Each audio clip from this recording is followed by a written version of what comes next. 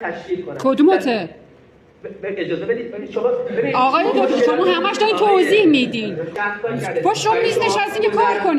برای استان چه عاید مالی داشته؟ فهم 18 سال ما رایگان داریم به اونا زمین میدیم، غرفه میدیم.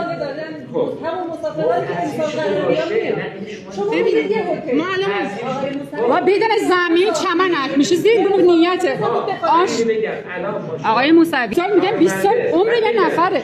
آقای موسوی ایلده الان 5 سال شما میتونیم خدمات بدیم، رایگان بدیم. دیگه دائما غرفه رو رایگان میدین، پول قطار رو میدیم، پول اتوبوس رو میدیم، پول تور رو میدیم. بس استاد نمیگه. الان نمیدید. تازه از این چیز بعد از 18 سال میگه دولت وابسته ما اولش همین کارو می‌کردیم. واقعا اوایل رشته‌ها که سال‌های اول برگزار می‌شد. مفتاحانه برگزار استان هیچ عایداتی نداره. موسوی چیزی به هزار آموزا گاستن برگزار دیلی